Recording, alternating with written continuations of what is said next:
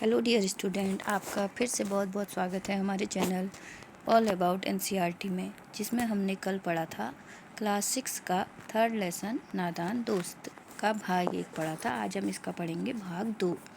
चलिए शुरू करते हैं, हम इसको भाग 2 शुरू करते हैं, ठीक है।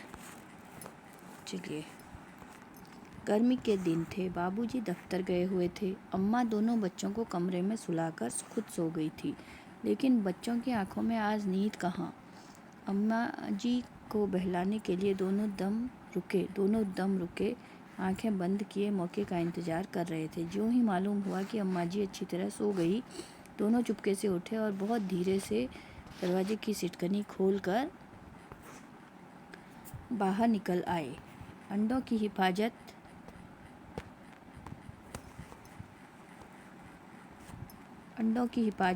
की तैयारियां होने लगी। केशव कमरे से एक स्टूल उठा लाया, लेकिन जब उसने काम न चला तो नहाने की चौकी ढाकर स्टूल के नीचे रखी और डरते डरते स्टूल पर चढ़ गया। श्यामा दोनों हाथों से स्टूल पकड़े हुए थी।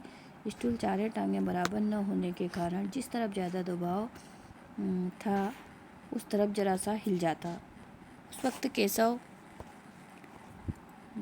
को कितनी तकलीफ उठानी पड़ती थी, यह उसी का दिल जानता। दोनों हाथों से कार्निश पकड़ लेता और श्यामा को दबी आवाज़ से डांटता कि अच्छी तरह पकड़, ठीक है।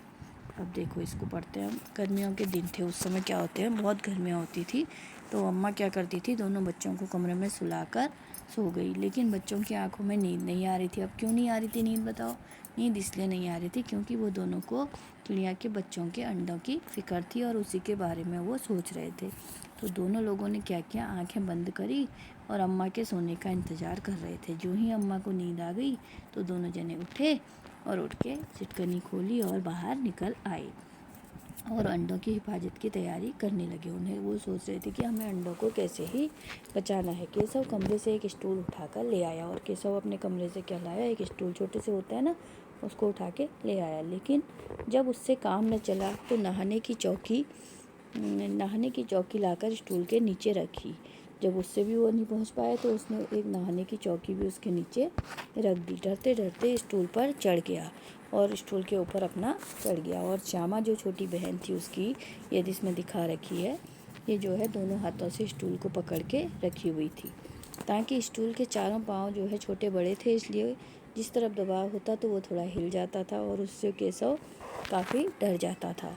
यह उसी का दिल जानता था कि कैसे वह डरता था। दोनों हाथों से कार्निस को पकड़ लेता और कार्निस को, जो खिड़की के वहाँ पे जो कार्निस था, उसको दोनों हाथ से पकड़ लेता था ऊपर। श्यामा को दबी आवाज़ से डांटता कि अच्छी तरह पकड़, और अपनी बहन को श्यामा को डांटता भी था, ठीक है। चलिए आगे देखते हैं।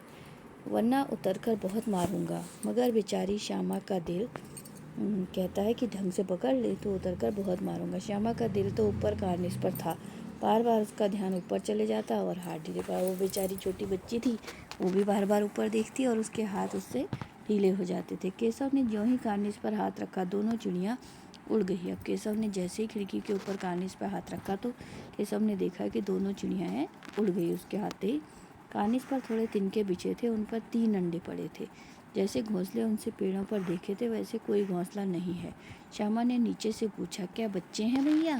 तो केशव ने ज्यों ही कार्निस पर हाथ रखा तो दोनों चिड़ियाएँ वहाँ से उड़ गई। केशव ने देखा कार्निस पर थोड़े तिनके बिछे हुए, थोड़े घास के छोटे मोटे तिनके उसमें होंगे और उस पर 3 छोटे छोटे अंडे हैं। जैसे घोंसले उसने पेड़ों पर देखा था, वैसा कोई घोंसला वहाँ पर नहीं था। तो और नीचे से उसकी बहन क्या पूछ रही थी, क्या बच्चे हैं भैया? वो पूछ रही है, अपने दादा से पूछ रही है, अपने भाई से पूछ रही है कि वहाँ बच्चे हैं।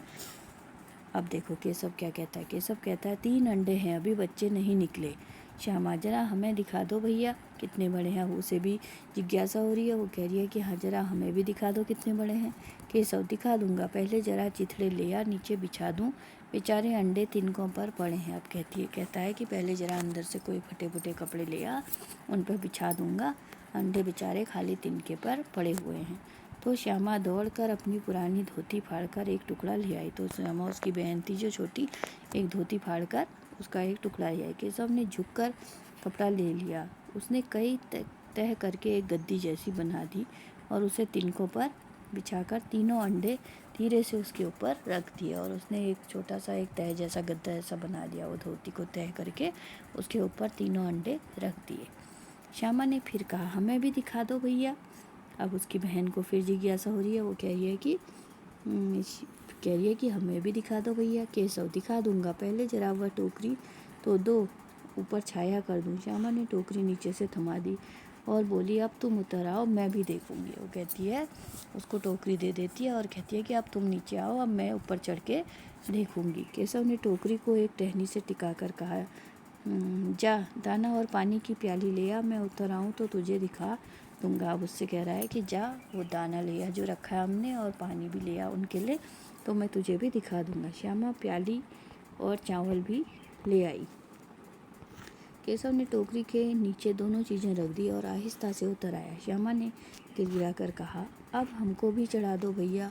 केशव, तू गिर पड़ेगी। अब वो सब कुछ लेके आ गई, दे दिया उसने, और केशव ने उनको टोकरी के नीचे रख दिया और आहिस्ता से नीचे उतर के आ गया। अब छोटी बहन जिद कर रही है। वो कह रही है कि भैया आपने तो देख लिया, अब मुझे भी चढ़ा दो।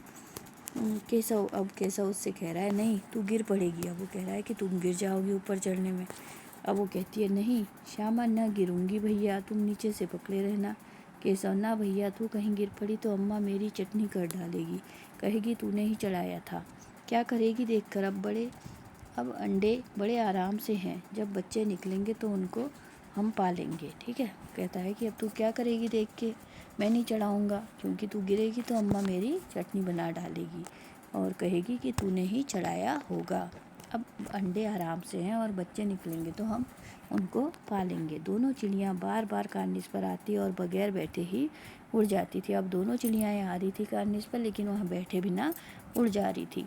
केशव ने सोचा, हम लोगों के डर से नहीं बैठती। स्टूल उठाकर कमरे में रखाया और चौकी जहाँ थी वहीं रख दी। तो वो कहता है, केशव कहता है कि सोचता है कि चिड़ियाँ शायद हमारे डर से नहीं आ रही हैं, और स्टूल उठाकर वहाँ से हटा देता है, ठीक है। चलिए अब आगे पढ़ते हैं। श्यामा ने आंखों में आंसू भरकर कहा, तुमने मुझे नहीं दिखाया, मैं अम्मा जी से कह दूंगी।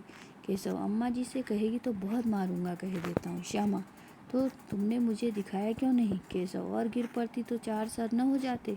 श्यामा, हो जाते, देख लेना, मैं कह दूंगी। इतने में कोठरी का दरवाज़ा खुला और माँ ने धूप से आंखों को बचाते हुए कहा, तुम दोनों बाहर कब निकल आए। मैंने कहा था ना दोपहर में नहीं निकलना। किसने किवाड़ खोला। किवाड़ केशव ने खोला था, ठीक है। अब देखिए यहाँ से पढ़ते हैं। अब श्यामा जो है रोने लग गई और आंखों में आंसू भर के बोली कि मुझे नहीं दिखाया, मैं अम्मा जी से कह दूंगी। अम्मा जी से कहेगी तो मैं तुझे मारूंगा। तो उसका भाई उसे डराता है और कहता है कि अगर तुम अम्मा जी से कहोगी तो मैं तुम्हें बहुत मारूंगा।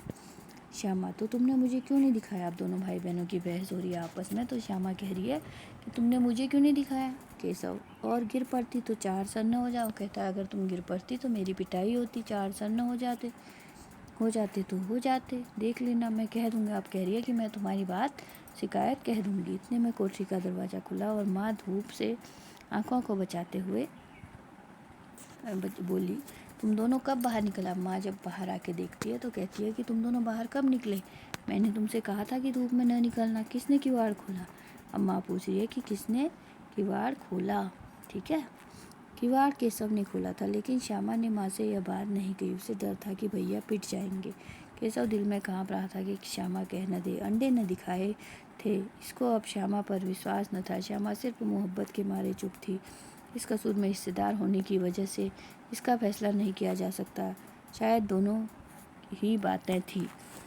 किवाड़ तो केशव ने खोला था, लेकिन श्यामा ने यह बात माँ से नहीं कही। उसे डर था कि कहीं भैया को पिटाई हो जाएगी। केशव दिल में काँप रहा था कि कहीं श्यामा कह न दे, क्योंकि केशव ने उसे अंडे भी नहीं दिखाए।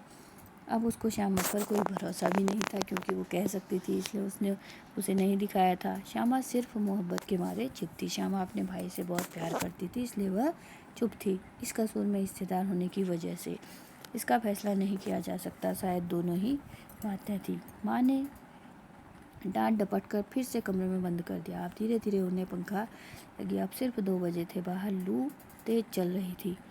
अब दोनों बच्चों को नींद आ गई थी, ठीक है, आज हम इतना ही पढ़ेंगे, कल हम इसका अगला भाग पढ़ेंगे। बहुत अच्छी कहानी है दोस्तों, आप लोग ध्यान से पढ़ेंगे। डियर स्टूडेंट, आप लोग सभी बहुत अच्छे स्टूडेंट हैं और ज़रूर आप लोग कल फिर आइएगा और इसको पूरा पढ़िएगा, आपको बहुत मज़ा आएगा। कल हम इसका तीसरा भाग पढ़ेंगे और लाइक और सब्सक्राइब करना ना भूलिए।